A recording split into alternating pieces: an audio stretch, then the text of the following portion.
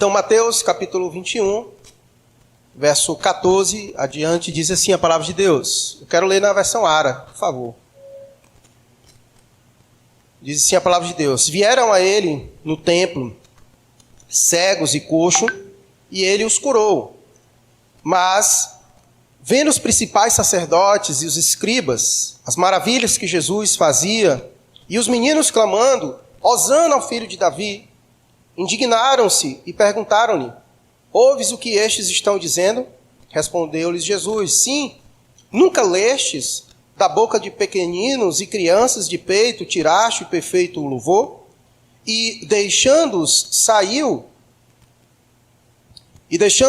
da cidade para Betânia, onde pernoitou. Cedo de manhã, ao voltar para a cidade, teve fome, e vendo uma figueira à beira do caminho, aproximou-se dela, e não tendo achado senão folhas, disse: nunca mais nasça fruto de ti. E a figueira secou imediatamente. Vendo isto, os discípulos admiraram-se e exclamaram: como secou depressa a figueira? Jesus, porém, lhes respondeu: em verdade vos digo que se tiverdes fé e não duvidardes, não somente fareis o que foi feito à figueira, mas até mesmo se a este monte disserdes: ergue-te e lança-te no mar, tal sucederá. E tudo quanto pedirdes em oração, crendo, recebereis. Verso 14 começa dizendo, essa é a Ara mesmo? Aí. Cedo de manhã, que no meu está diferente. É isso mesmo, né? Ok. Aí tá certo, porque eu estava lendo outro versículo. Okay. Vieram a ele no templo cegos, coxos, e ele os curou. Quero lembrar os irmãos do contexto em que nós aqui estamos inseridos. Os irmãos bem sabem que Jesus já está em sua última semana de vida, enquanto esteve aqui na terra, e é uma semana muito intensa, essa que Jesus vive. Na verdade, a vida de Jesus foi muito intensa, mas os 3 anos do seu ministério, de fato, foi muito mais intenso do que todos os outros 30 anos que ele viveu. Nós temos, na verdade, pouco relato, poucas informações de quantas coisas Jesus fez ao longo dos 30 anos. Nós temos praticamente um salto de quando ele era criança, depois apresenta-se dele com 12 anos e depois já quando ele inicia o seu ministério, né? Qualquer outra coisa fora disso é filme e ficção que a gente vê por aí, mostrando a juventude de Jesus e outras coisas. Mas nas Escrituras Sagradas é assim. É de quando nasce, a Lucas apresentou ele ali com 12 anos e, já dá um salto para quando ele começa, propriamente dito, o seu ministério. E praticamente os evangelhos têm a pretensão de apresentar a vida de Jesus no seu ministério. E a vida do seu ministério foi intensa, 3 anos, mas muito mais intensa foi a sua última semana. Porque aquela última semana estava ali carregado toda a expectativa, tudo aquilo pelo qual ele nascera, ele viera. Ele realizou seu ministério com um objetivo final de ser consumado na cruz do Calvário. E em Jerusalém, como ele já vinha dizendo para os seus discípulos, que era necessário que lá ele chegasse em Jerusalém, porque convinha que lá, em Jerusalém, ele fosse morto e ressuscitasse ao 3º dia. E Jesus então faz uma entrada triunfal em Jerusalém. Quando ele vem, passa de Jericó, passa por Betânia, Jesus então entra em Jerusalém sendo aclamado por todos. Não porque ele estava galopando em um dos cavalos reais maravilhosos, mas ele estava lá montado no jumentinho, como disse o profeta Zacarias, para que se cumprisse a profecia. E Jesus é aclamado, a multidão lhe cerca e as pessoas clamavam Hosana, que significa salve. E então Jesus entra em Jerusalém sendo aclamado como deveria. E alguns se irritaram por conta disso, e os evangelhos registram que alguns se indignaram por causa da aclamação que era feita a ele, e naquele momento Jesus não tinha intenção de se esconder. Aquele era o momento da visibilidade porque era necessário que toda Jerusalém ela pudesse saber o que iria acontecer naquele momento. O Filho de Deus seria crucificado, o Filho de Deus morreria em Jerusalém, na cruz do Calvário. Então ele não tinha intenção mais de se esconder como ele se escondera durante boa parte do seu ministério. Realizava coisas e dizia, olha, não digam para as pessoas quem fez essas coisas. Mas agora não. As pessoas estavam clamando e outras tentando impedir. Não impeçam ninguém de clamar, não, porque até as pedras clamarão. É um momento agora de visibilidade. Ele quer que todos percebam que ele está lá. Ele quer a atenção de todos, inclusive dos líderes religiosos, para que eles coloquem a mão nele para conduzi-lo ao Calvário. Porque assim convinha que acontecesse, para que se cumprisse as Escrituras ao seu respeito.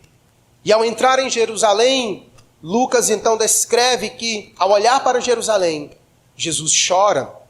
E nós vimos no sermão passado as razões pelas quais Jesus chora. Ele não deveria ter chorado, porque Jerusalém era uma cidade especial.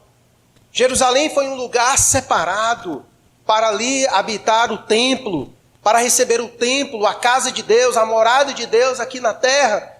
E era um lugar muito especial para o povo de Deus, de tal maneira que havia momentos em que as festas anuais, de onde quer que o povo estivesse, eles tinham que ir para Jerusalém para adorar o Senhor, para estar no templo, porque o templo ali era a vida espiritual do povo. Havia o Santo dos Santos, o lugar especial, onde a presença de Deus era de forma muito mais intensa e expressiva, e ali era onde as pessoas realizavam todos os seus rituais de purificação, de perdão de pecados, apresentação dos seus filhos, como aqui aconteceu.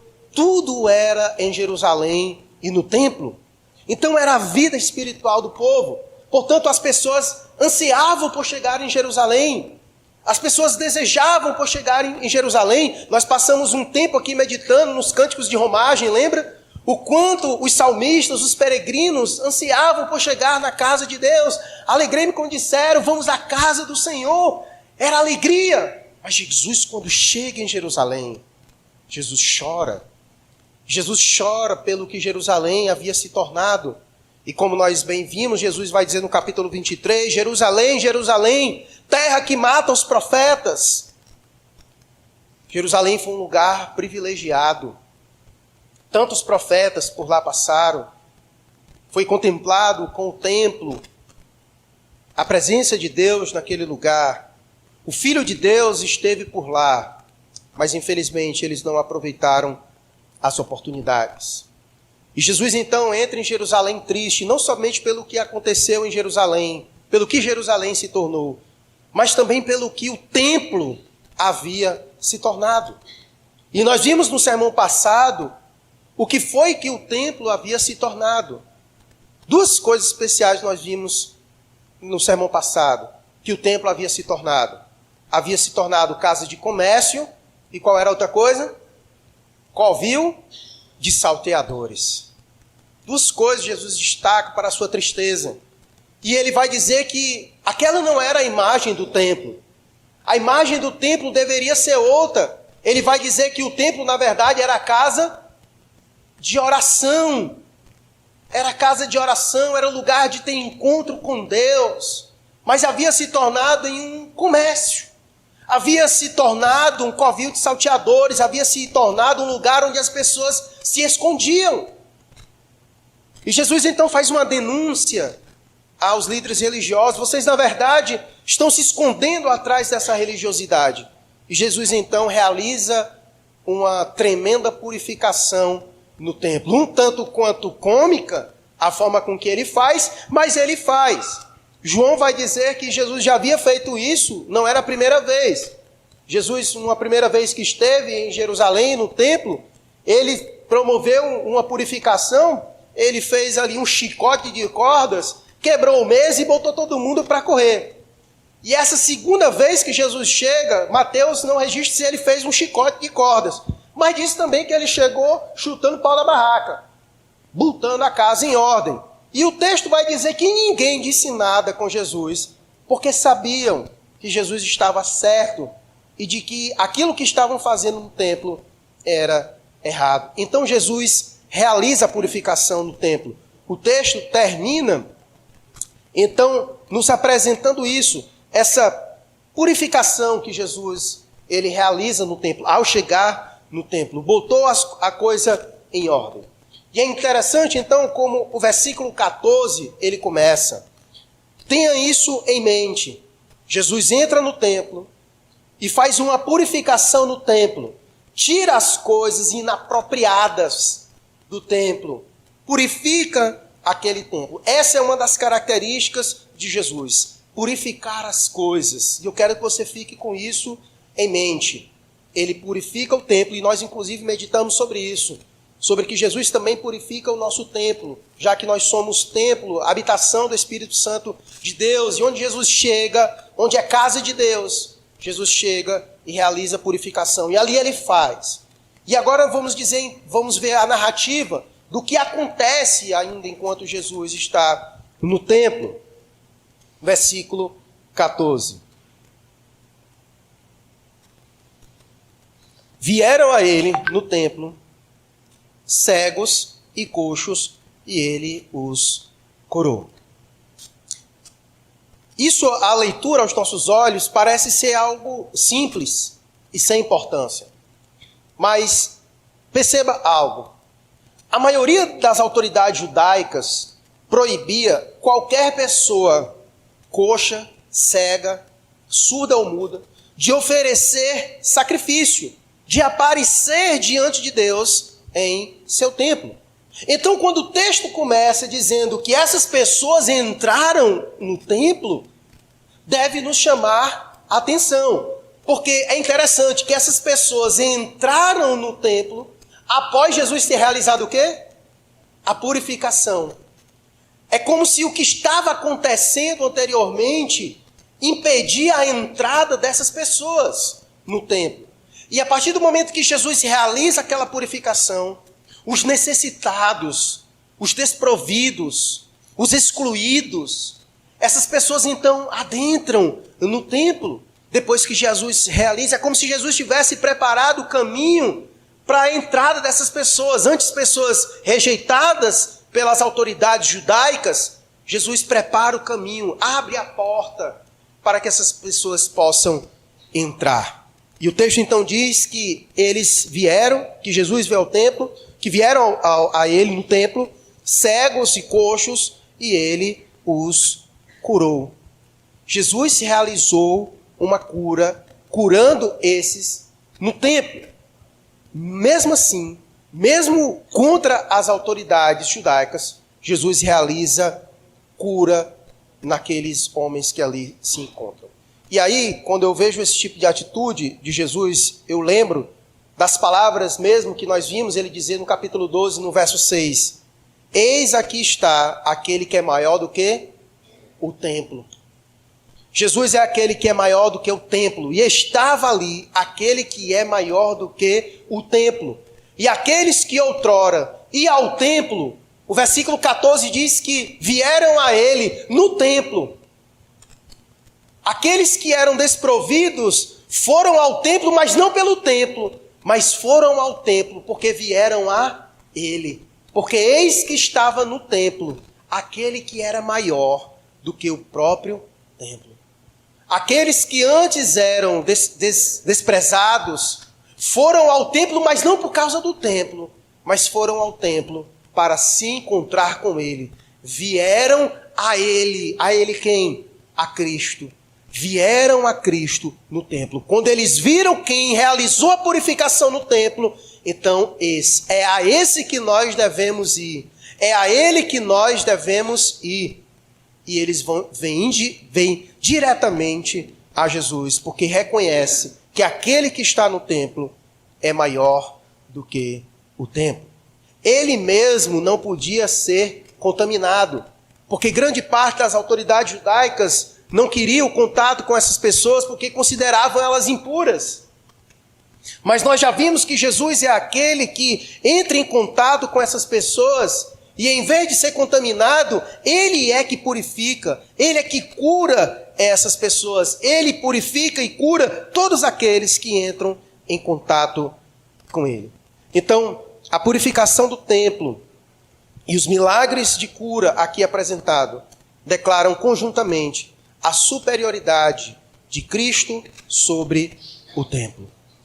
Enquanto o templo estava abrigando aqueles que se escondiam em sua falsa religiosidade, ele mantinha fora dos átrios aqueles que realmente necessitavam dele. E Jesus então purifica o templo, eliminando os cambistas e denunciando os salteadores em seu covil. Então ele realiza no templo o que se convinha. Aquelas pessoas então vão a Jesus porque reconhecem em Jesus aquele que é maior do que o templo.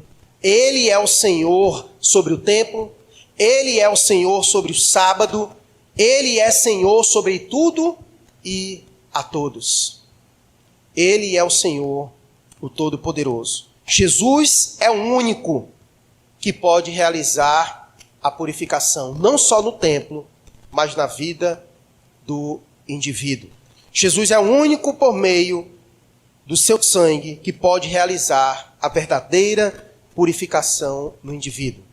Pessoas com deficiência e deformidade eram consideradas impuras, mas mesmo assim elas vão a Jesus porque reconhecem que Jesus é maior do que o templo e pode purificá-las. Eles reconhecem Jesus como aquele que pode purificá-las, mesmo sendo elas impuras. Ora, aos olhos de Deus, todos nós somos impuros, porque todos nós compartilhamos da mesma doença pela qual nós hoje aqui meditamos nessa manhã. Doença aqui no bom sentido, não no sentido patológico, né? Mas todos nós carregamos a mesma enfermidade de alma, que é o pecado. Aos olhos de Deus, todos nós somos impuros. Nós passamos aqui amanhã em nosso EBD, hoje, meditando sobre a natureza do pecado. E nós vimos o quanto o pecado, ele nos torna impuros diante de Deus. Por isso que a Bíblia diz que todos pecaram e estão o quê? Destituídos, afastados da glória de Deus. Porque essa mazela em nós, ela nos afasta de Deus. Porque Deus é puro. E essa mácula que há em nós, ela de certa forma nos afasta de Deus. E portanto, só Jesus é aquele que pode nos purificar. Porque a Bíblia diz em 1 João capítulo 1, verso 8 e 9, vai dizer que se nós confessarmos os nossos pecados, Ele não somente é fiel para nos perdoar, mas também para nos purificar.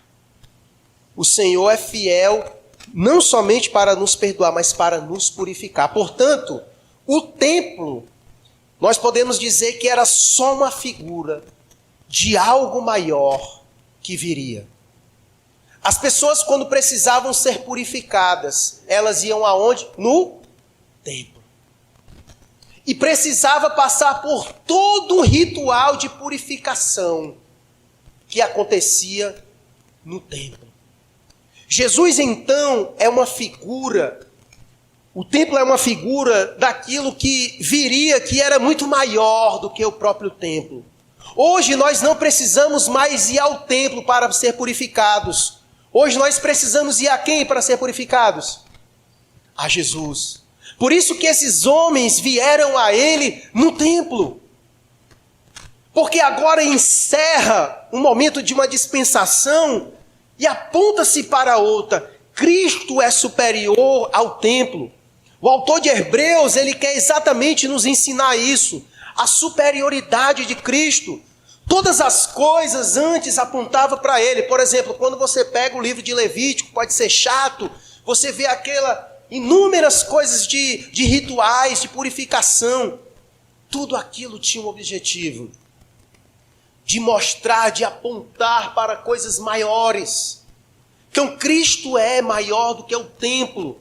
O templo era uma figura que apontava para algo maior que viria do que Ele, Cristo Jesus. Por isso que esses homens vêm ao templo, mas vêm a Ele. Porque Cristo é maior do que o templo. Ele é aquele que é capaz de purificar o homem das suas maiores e piores mazelas. É Cristo Jesus. Cristo é aquele que pode nos purificar de toda e qualquer doença, não somente no corpo, mas principalmente na alma. Principalmente na alma. Porque Cristo é maior do que o templo. Cristo é maior do que todas essas coisas. E isso é tão maravilhoso, meus irmãos, de olhar para Cristo nessa perspectiva. Porque nós temos alguém como esses homens para ir a Ele. O texto diz, vieram a Ele. Esses homens estão direcionando e apontando o caminho para onde nós devemos percorrer. Diante de todas as mazelas que nos afligem, nós temos um endereço. O endereço é Cristo Jesus. Devemos ir a Ele, porque Ele é o único capaz de nos purificar de toda a mazela que nós sofremos. É bem verdade que muitas mazelas nós ainda talvez iremos enfrentar enquanto aqui nesta vida. Mas sabemos que essas mazelas vão ter um fim. E essas mazelas só terão um fim para nós, porque nós temos uma esperança em Cristo Jesus. Em Cristo Jesus. Nós sofremos tantas agonias em nosso tempo. Quantos de nós não caminhamos com dificuldade nesta vida, muitas vezes pelas as enfermidades que nós carregamos em nosso corpo, pelas dificuldades que nós enfrentamos. Mas quando nós vamos a Ele, a caminhada se torna melhor. Quando nós vamos a Ele, as dificuldades carregadas em nosso corpo, elas são, de certa forma, aliviadas e nós conseguimos caminhar, mesmo que ainda com dificuldades, mas nós conseguimos.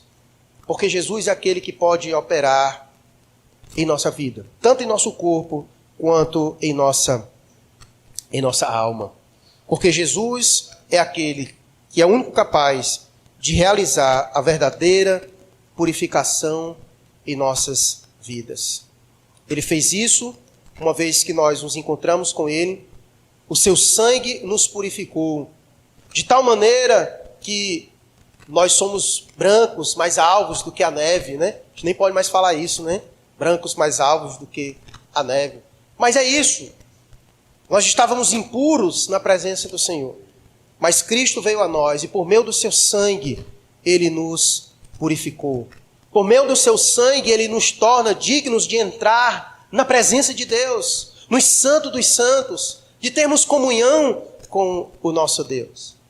E nós temos uma viva esperança, aqui já é um vislumbre daquilo que o seu reino promete. O ministério de Cristo foi marcado por curas. Aqui, Mateus capítulo 21, é a última menção de cura. Daqui para frente as coisas se apertam e Jesus vai viver a agonia dos seus últimos momentos até a chegada do Calvário. E o seu ministério é marcado por realizações de curas. E essas curas, como nós já vimos, ela aponta para algo maior do que elas. Aqui é só um vislumbre do que Jesus faz. O cego volta a enxergar, aquele que não anda passa a andar, aquele que não escuta passa a ouvir, aquele que não fala passa a falar. O que Jesus quer dizer com isso? Que quando Ele veio, quando Ele instaurou o seu reino, Ele então nos dá um vislumbre de como será. De que no seu reino não haverá mazelas. De que no seu reino não haverá doenças. De que no seu reino nós não sofreremos mais com as agonias que muitas vezes carregamos em nosso corpo. Então, quando Jesus realiza essas curas, é como se Ele estivesse dando um vislumbre para as pessoas de como será o seu reino. De como será o seu reino. Um reino onde não haverá doença, um reino onde não haverá inclusive mais o pecado. Você consegue imaginar isso? Como é viver uma vida sem a ausência do pecado? Você já conseguiu imaginar isso? De como é viver um reino de Deus assim? Sem doença, sem o pecado. É isso que está prometido para nós. Porque Jesus é aquele que purifica todas as coisas. E aonde ele estiver, não há espaço para todas essas mazelas. Por isso que o mais importante para nós não é o lugar onde estaremos, mas é quem vai estar no lugar onde nós estaremos. E quem vai estar lá é aquele que purifica todas as coisas. Por isso que no céu não entra pecado.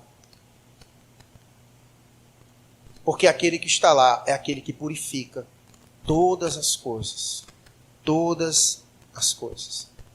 E é isso que nós precisamos anunciar para o mundo. Que Jesus é aquele que realiza a verdadeira purificação. Vieram a ele no templo cegos, coxos, e ele os curou. Não sei quais são as lutas e as enfermidades que tu tem passado, mas a pergunta é, você tem ido a ele? Você tem ido ao Senhor? Lhe convido a ir a ele em oração, com fé, em dependência, em reconhecer que Cristo é aquele que purifica todas as coisas, todas as coisas. Verso 15 e 16. Mas, vendo os principais sacerdotes e os escribas as maravilhas que Jesus fazia, ou seja, esses milagres que ele realizava, e os meninos clamando, e aqui a palavra, o termo menino, é crianças de 6 a 8 anos, clamando, Hosana ao filho de Davi, indignaram-se e perguntaram-lhe, verso 16, ouves o que estão dizendo? Respondeu-lhe Jesus, sim, nunca lestes, ou seja, vocês são ignorantes, da boca de pequeninos e crianças de peito, tiraste perfeito louvor?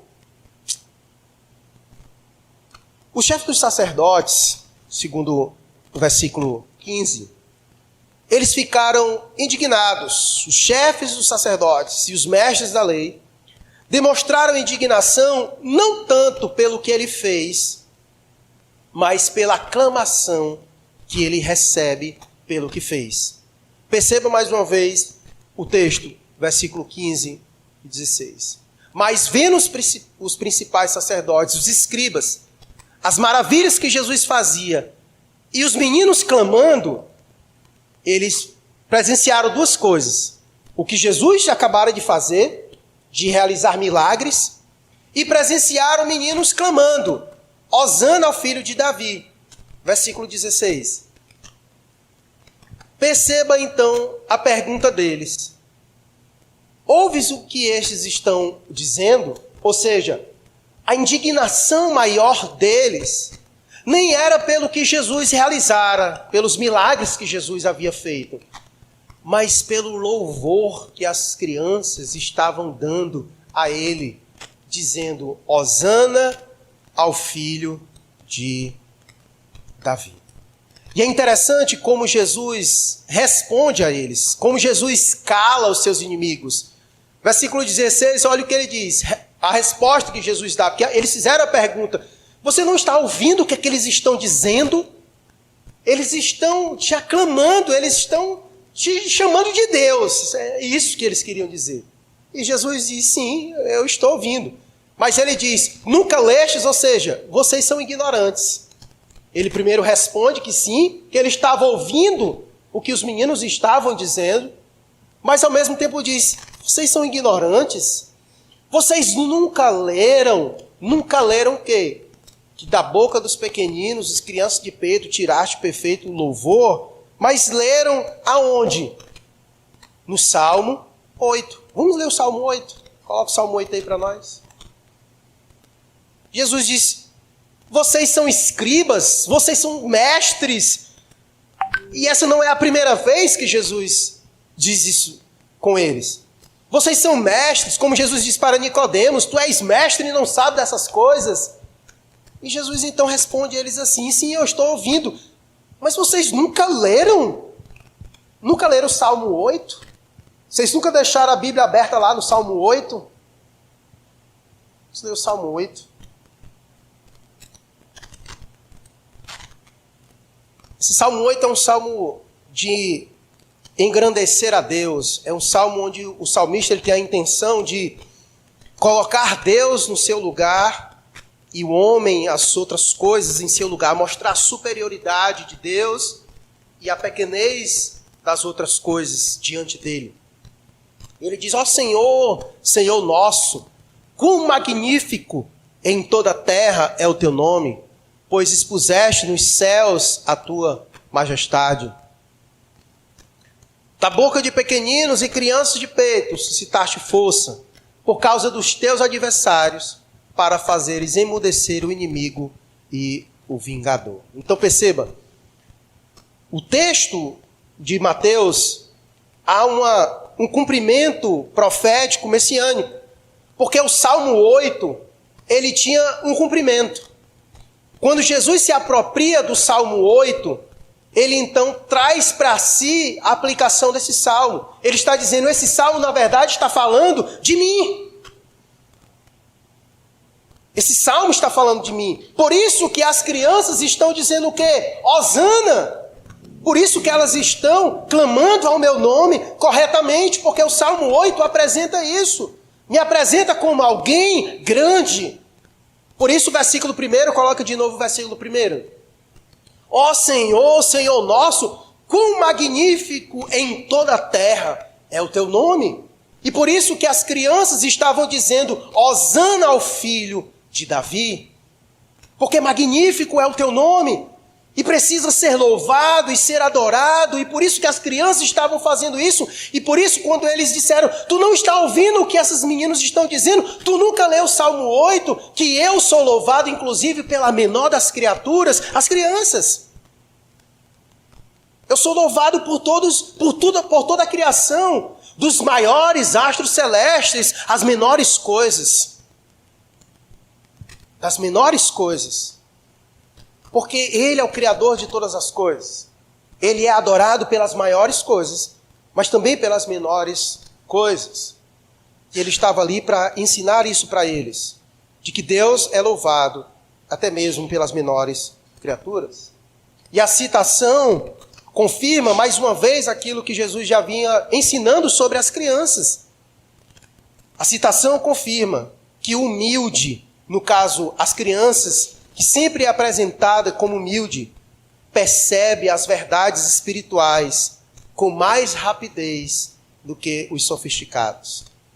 Aqueles que ali estavam, homens que se achavam maduros espirituais, não conseguiam dar louvor a Cristo, mas aquelas crianças que lá estavam, elas fizeram exatamente aquilo que eles não fizeram. As crianças pegaram os clamores da procissão que houve mais cedo. Lembra Jesus quando chegou, a entrada dele triunfal em Jerusalém? O que as pessoas diziam na sua entrada triunfal? Coloca aí os versículos antes. Coloca o verso 9.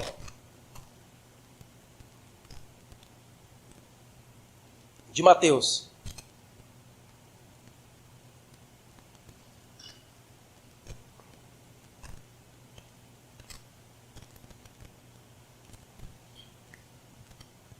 E as multidões, quando ele chegou em Jerusalém, tanto as que o procediam como as que o seguiam, clamavam, hosana ao filho de Davi. Ele entrou na cidade sendo ovacionado. E o coro era esse, hosana ao filho de Davi. Então, o que as crianças estavam fazendo? Elas estavam reproduzindo exatamente aquilo que elas ouviram dos adultos fazerem. E aqui uma aplicação maravilhosa, porque perceba a importância disso, perceba o quanto é importante os adultos serem exemplo para as crianças, perceba o quanto é importante as crianças nos virem adorando ao Senhor, porque elas reproduziram exatamente aquilo, o coro da procissão que foi feito há poucos instantes quando ele chegou em Jerusalém. Então ele chega em Jerusalém. As crianças ouviram todo mundo gritando e ali exaltando, clamando, hosana ao filho de Davi. Então, quando as crianças têm aquela oportunidade, que presenciaram Jesus no templo, curando, fazendo maravilhas, as crianças não tinham outra coisa a dizer a não ser hosana ao filho de Davi. Perceba o quanto é importante as crianças nos virem adorando ao Senhor, porque elas tenderão a reproduzir exatamente a mesma coisa. Todo mundo sabe que criança é muito parecido com papagaio, né? Todo mundo sabe disso. Elas imitam tanto as coisas boas, quanto também imitam as coisas más. Tem papagaio que só fala coisa absurda, né? Porque as pessoas ensinam isso para ele, né? Ele fica ouvindo aquilo. Mas também tem papagaio que é mais crente do que muitos crentes, né? Cantam louvores, sabem textos bíblicos decorados. O lado da minha mãe diz aleluia, glória a Deus. Então, crianças tendem a reproduzir as coisas que elas veem acontecendo. Então, Jesus tinha acabado de entrar em Jerusalém e foi ovacionado, hosana ao filho de Davi. E no primeiro momento em que as crianças presenciam Jesus realizando o milagre, hosana ao filho de Davi, elas aprenderam o que deveria dizer. Elas aprenderam com os adultos quem Jesus é. E por isso elas reproduziram aquilo com precisão. Com precisão. Perceba a importância das crianças nos virem adorando ao Senhor. Por isso é importante as crianças em nosso meio. Por isso que eu sou contra algumas igrejas de retirarem 100% as crianças do convívio com a congregação. É muito importante as crianças estarem aqui em um momento conosco para elas aprenderem. Para elas nos virem adorando ao Senhor, para que elas possam aprender conosco como nós fazemos. As meninas lá em casa, quando elas estão cantando músicas, é engraçado, elas ficam imitando o pessoal que canta, elas ficam imitando o microfone e fazendo assim, né? Elas veem isso, né? Elas veem exatamente isso acontecendo, né?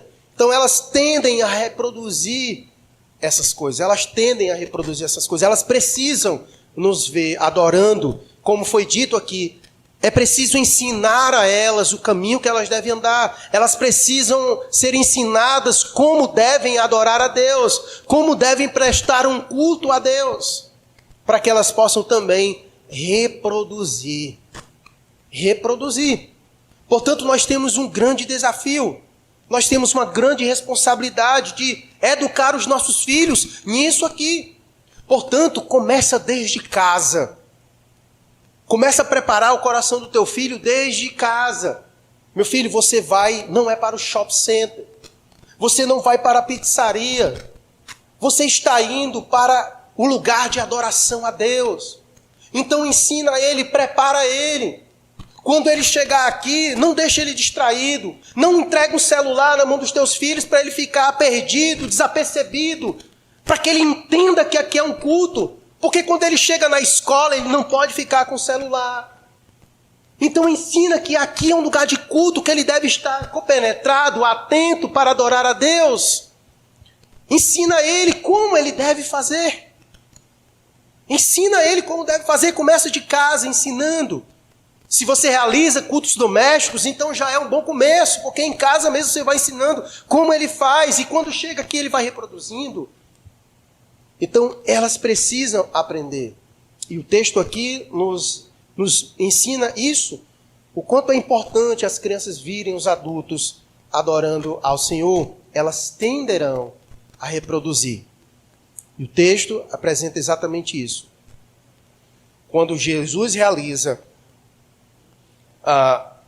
as maravilhas, o texto então diz que os principais sacerdotes, escribas, vendo o que Jesus fizeram, eles também viram os meninos clamando, hosana ao filho de Davi, e ficaram indignados.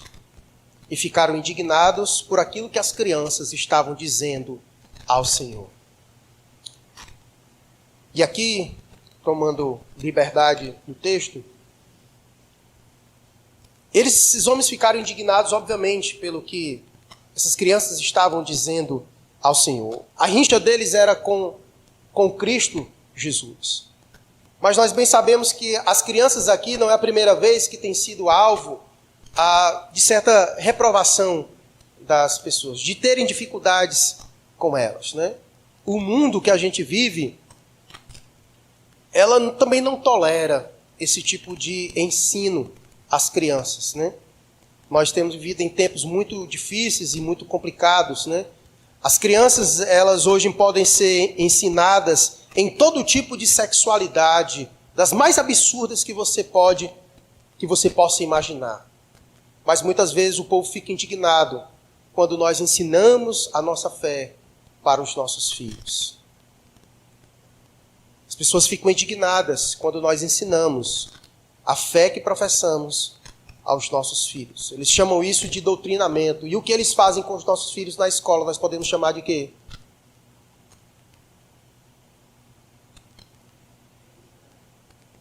Então, não abra mão disso. Não abra mão disso. Nós temos um grande privilégio de ensinar as crianças, desde cedo, a serem adoradores do Senhor. Versículo 17.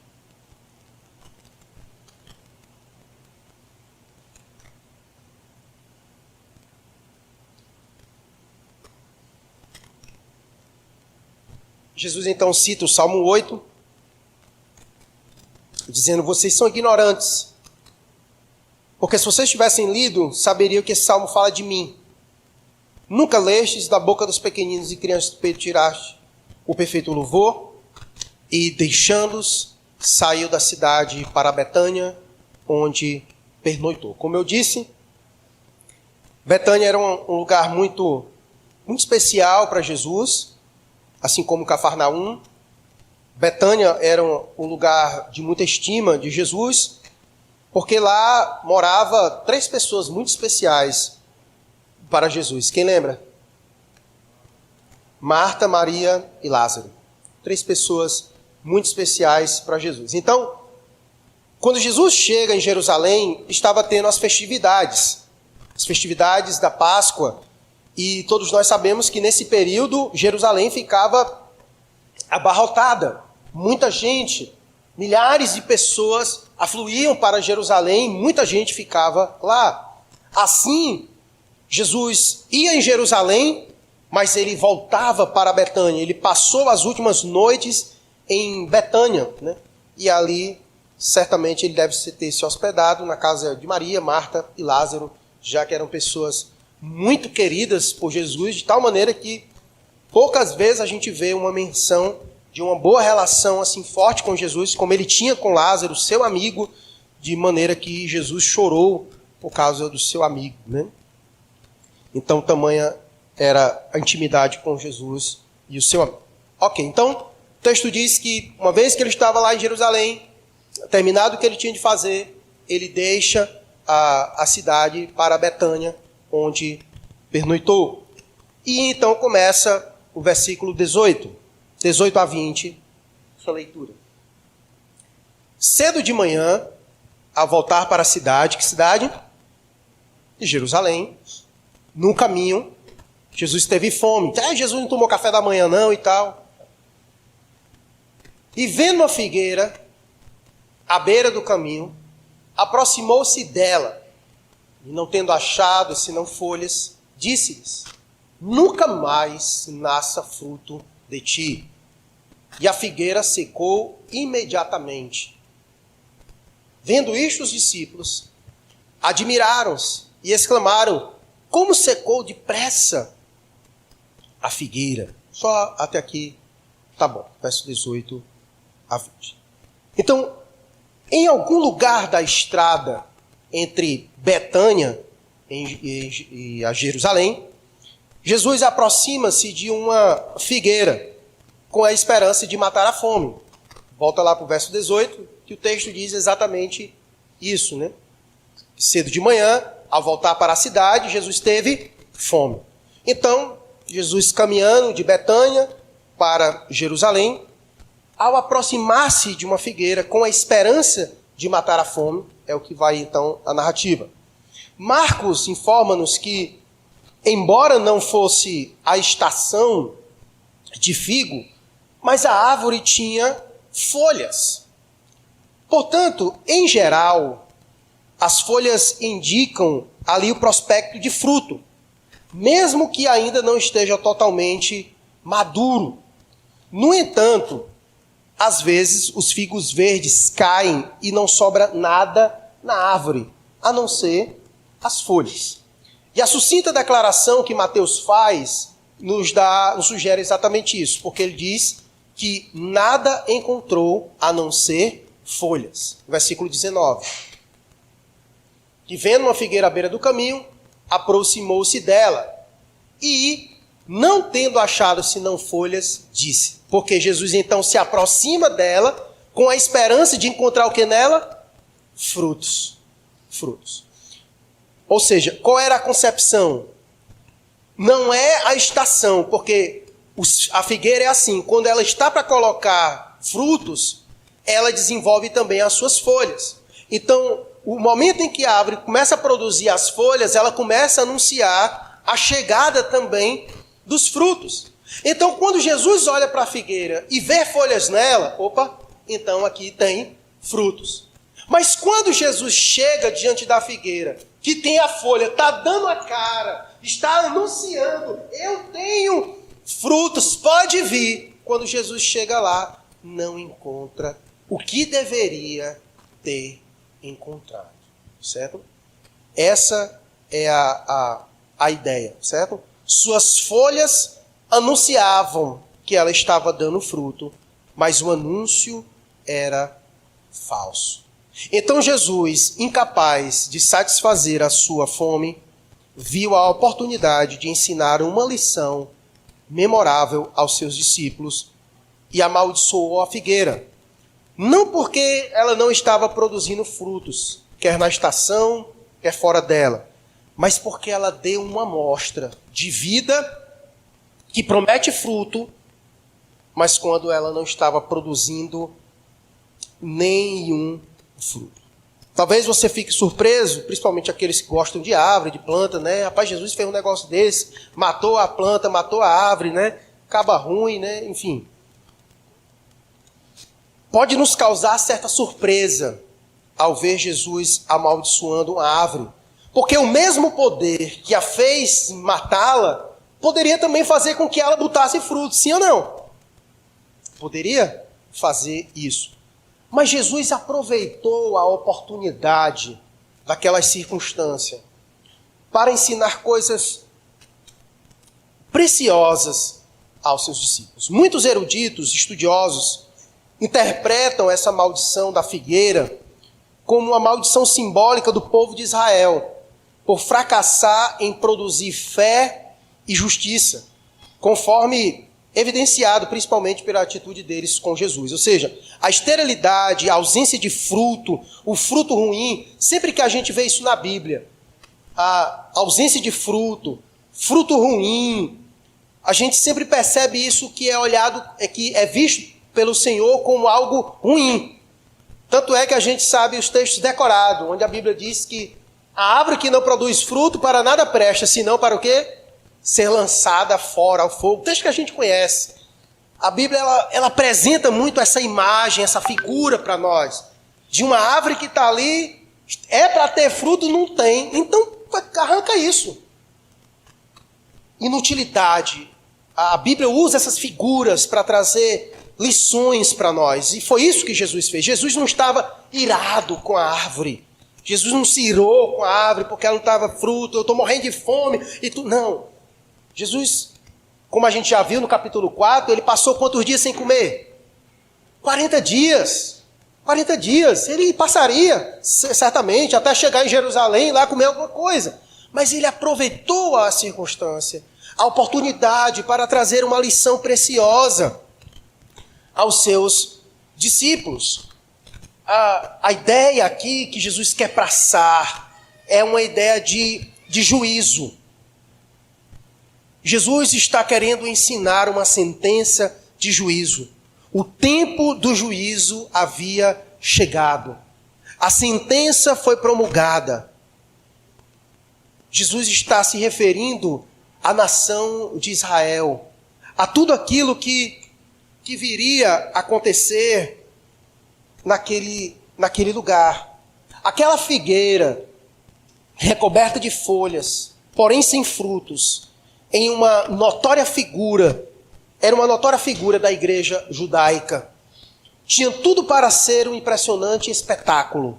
Ela tinha um templo, o sacerdote, o culto diário, as festas anuais, as escrituras do Antigo Testamento, os turnos dos levitas, os sacrifícios da manhã e da tarde. Ou seja, Jerusalém e o templo tinha tudo o que precisava. Era uma árvore extremamente ali bonita de se ver. Contudo, por detrás dessa folhagem exuberante, Jesus chorou porque ele olhou para Jerusalém e para o templo e percebeu que estavam completamente destituídos de frutos. Era uma exuberante árvore, com muitas folhagens, mas não havia frutos. Não havia graça nenhuma, não havia nenhuma fé, não havia nenhum amor, não havia nenhuma humildade, não havia nenhuma espiritualidade, não tinha santidade real, não havia disposição para receber o seu Messias, porque ele veio para os seus, mas os seus não o receberam. Então era uma denúncia que Jesus estava fazendo ao povo. Ele já tinha denunciado, dizendo que o templo era um lugar que as pessoas se escondiam em uma falsa religião. E agora ele está usando o exemplo da figueira para dizer: vocês não só se escondem atrás de uma falsa religião, de fato vocês são falsos. Tem aparência de que é uma árvore frondosa, mas não tem frutos. Mas não tem frutos. Parece exuberante, só parece. É só fachada. Mas não há fruto de verdade. Essa é a denúncia que Jesus faz aos líderes religiosos, a qual ele já vem fazendo e vai continuar fazendo, inclusive quando a gente chega no capítulo 23, quando ele diz: vocês na verdade são sepulcros caiados, vocês têm a aparência que é bonita por fora, mas por dentro é podre. Vocês têm a aparência de árvore exuberante, uma folhagem maravilhosa, mas não tem frutos. Jesus quer denunciar aquela falsa religiosidade. Parece bonito, mas não tem frutos. Aplicando isso à nossa vida, é a mesma denúncia que o Senhor faz à nossa vida. Muitas vezes temos a aparência de quem está anos vivo, como a igreja de Laodiceia, mas na verdade nós estamos mortos. É uma denúncia de Jesus à falsa religiosidade. É uma denúncia de Jesus à falsa religiosidade. A tentativa de muitas vezes se esconder em uma folhagem exuberante, mas sem frutos. E aqui Jesus nos chama a atenção para a nossa vida, de que nós não podemos nos contentar com a mera folhagem da religião. Nós não podemos nos contentar em apenas ir à igreja, participar da ceia do Senhor, como vamos já participar, ser chamado de crentes, enquanto nosso coração não tiver sido transformado, enquanto não houver abandono de pecados. Nós estamos no mesmo perigo da igreja judaica, daquele povo. Nós estamos no mesmo perigo de cair nesse erro, de nos escondermos como eles estavam escondidos no covil de salteadores, de viver apenas uma aparência, mas não ser real, não ser verdadeiro. Jesus conhece o seu povo. Jesus conhece o seu povo. O fruto do Espírito é a única prova segura que nós temos de que estamos de fato unidos a Jesus Cristo, salvos e a caminho do céu. Como diz Jesus, nós conhecemos a árvore pelo seu fruto. Conhecemos a árvore pelo seu fruto. Fruto. Não tem como enganar o Senhor. Nós não podemos cair na ilusão.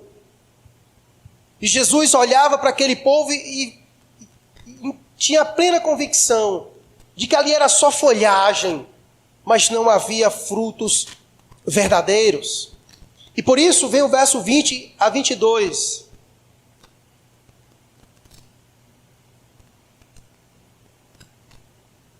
Perdão, 21 e 22, que a gente já leu 20, né? Jesus, porém, lhes respondeu: em verdade vos digo, que se tiverdes fé e não duvidardes, não somente fareis o que foi feito à figueira, mas até mesmo a este monte, se disserdes, ergue-te, lança do mar, tal sucederá. E tudo quanto pedirdes em oração, crendo, recebereis. Jesus está aqui denunciando duas coisas primordiais que eles não tinham. Primeiro, ele chegou no templo e disse que no templo não havia mais o quê? Oração. Aqui é casa de oração, mas não mais. Vocês tornaram aqui num lugar de comércio. Um dos frutos que evidencia um verdadeiro crente genuíno é a vida de oração. Por isso que eu disse, nós somos o que oramos. Porque isso é Deus quem sabe. Vestir uma blusa de crente, qualquer um pode fazer. Botar uma Bíblia debaixo do braço é fácil fazer. Vir ao culto, nem tão mais, infelizmente. Mas quando ninguém vê, ir para o quarto orar, só crente faz. Só quem ama a Deus, só quem tem prazer na presença de Deus, é que gosta de orar. Fruto de uma verdadeira conversão genuína e verdadeira. Jesus quer trabalhar dois pontos. Vocês não têm os frutos principais, fé e oração. Fé e oração. Jesus denuncia a eles, no capítulo 23, bota aí, capítulo 23, verso 23. Perceba a denúncia de Jesus, verso 23. Olha o que ele vai dizer. Ai de vós, escribas e fariseus, hipócritas. Lembra, o hipócrita é aquele que atua, que demonstra uma coisa que não é verdadeira. Porque vocês dão o dízimo do hortelã, do endro e do cominho. Essa galera era uma galera que era muito de vista. Eles davam dízimo até da plantinha que nascia da parede. Das sementes que eram colocadas na argamassa lá da parede, que nascia, eles davam o dízimo. E mostrava isso para todo mundo. Mas vocês têm negligenciado os preceitos fundamentais importantes da lei: a justiça, a misericórdia e a fé. E a fé? Vocês não têm. Vocês estão desprovidos das coisas principais. Vocês são apenas atores, que aos olhos das pessoas são árvores com uma folhagem maravilhosa, mas não têm frutos verdadeiros. São frutos verdadeiros. Perceba, Jesus não está condenando o ato deles darem o dízimo. Jesus não está condenando. Olha o que Jesus vai dizer. Ai de vocês, porque vocês fazem isso, tendes negligenciado os preceitos mais importantes da lei: a justiça, a misericórdia e a fé. Deveis, porém, fazer estas coisas. Que coisas? As primeiras, sem omitir aquelas, as segundas. As duas coisas vocês têm que fazer. As duas coisas vocês têm que fazer. O problema é que vocês estão fazendo só uma e esquecendo da principal. Da principal. É uma denúncia que Jesus faz a eles. E essa não é a primeira vez que Jesus está fazendo essa denúncia. Não só Jesus fez essa denúncia, mas o próprio João Batista, lá no capítulo 3, lembra? Coloca aí, Mateus capítulo 3, verso 7 a 10. 7, versículo 7. Vendo ele, porém, que muitos fariseus e saduceus vinham ao batismo, disse: raça de víboras, quem vos induziu a fugir da ira vindoura? Produzi, pois, frutos dignos de arrependimento. E não comeceis a dizer entre vós mesmos: temos por pai Abraão, porque eu vos afirmo que destas pedras Deus pode suscitar filhos a Abraão. Já está posto o machado à raiz das árvores. Toda árvore, pois, que não produz bom fruto é cortada e lançada ao fogo. A mensagem é a mesma. João Batista já vinha falando sobre isso. Jesus continua falando sobre isso. Jesus continua trazendo o mesmo ponto. E ele usa agora o exemplo da figueira para ilustrar mais uma vez essa verdade preciosa. Irmãos, nós não podemos, precisamos ser sinceros com o nosso coração. Nós não podemos nos esconder no covil dos salteadores. Usar a religião para nos escondermos de algo que não somos. Jesus não fica impressionado com a folhagem exuberante. O Senhor está preocupado com os frutos. Nós precisamos ter cuidado, porque às vezes nós somos muito fáceis de sermos manipulados por frutos baratos. E às vezes são frutos até que nem são tão baratos assim. Coloca aí para nós o capítulo 7 de Mateus, verso 15.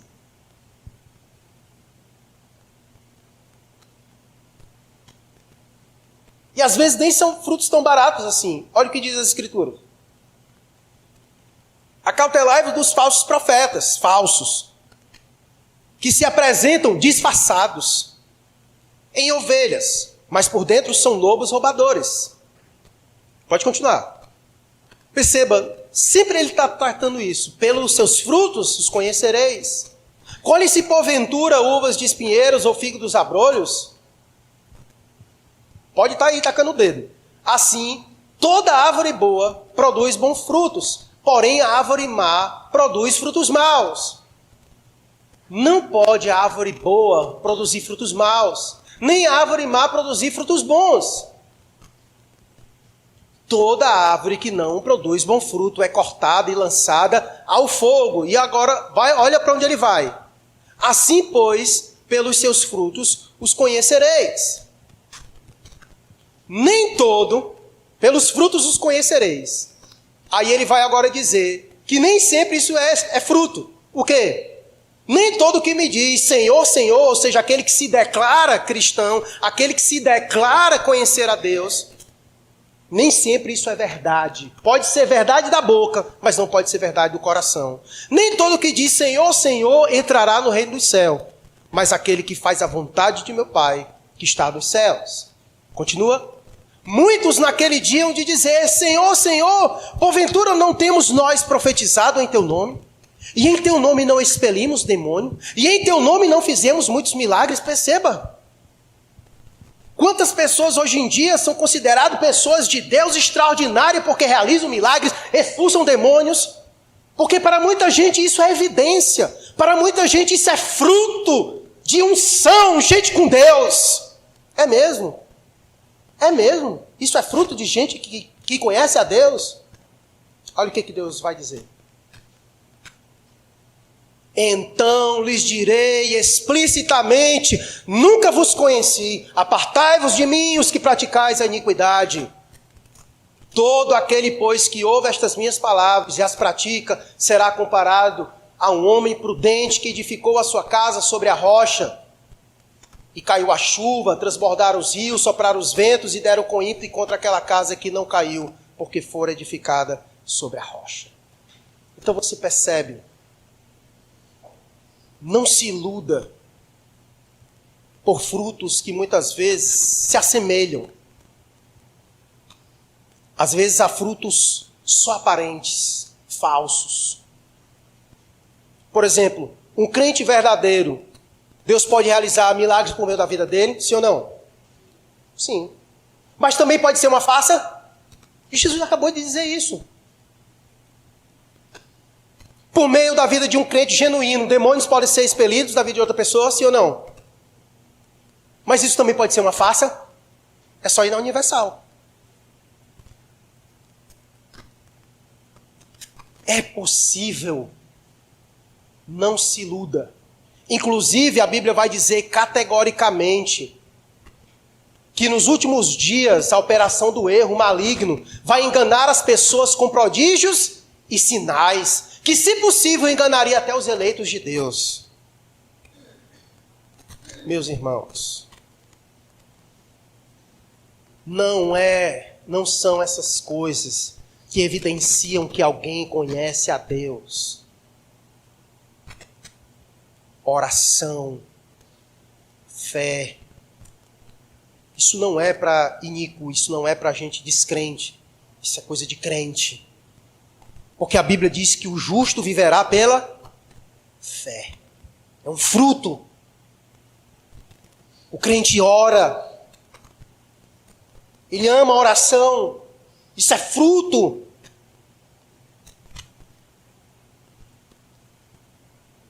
Então quero, à luz dessa exortação de Jesus, de chegar ali àquele lugar, a Jerusalém, ao templo, e vendo o que se tornou, as pessoas se escondendo numa falsa religião, o templo que se tornou um lugar de covil de salteadores, um povo sem frutos, desprovidos dos frutos principais, oração, fé. Que esse não seja o retrato de nossa vida. Nós podemos agora nos enganar a nós mesmos, mas vai chegar o dia que nós nos colocaremos diante do Senhor. E quão triste é ouvir o Senhor dizer: eu nunca vos conheci. Eu nunca vos conheci. É triste porque ouvir o Senhor dizer eu nunca vos conheci não simplesmente tem a ver com a ideia da relação, mas tem a ver o que acontece por não ter relação com Ele. Ele diz, eu nunca vos conheci, e a consequência disso é apartai-vos e vos será lançado em um lugar triste, em um lugar cruel. Essa é a consequência de viver uma vida fingida na presença do Senhor. Essa é a consequência. Por isso nós precisamos, com muita sinceridade, estar sempre diante de Deus. Senhor, sonda-me. Sonda-me, ó Deus. Fala o meu coração, ó Deus, se eu não estou me escondendo atrás das folhagens exuberantes.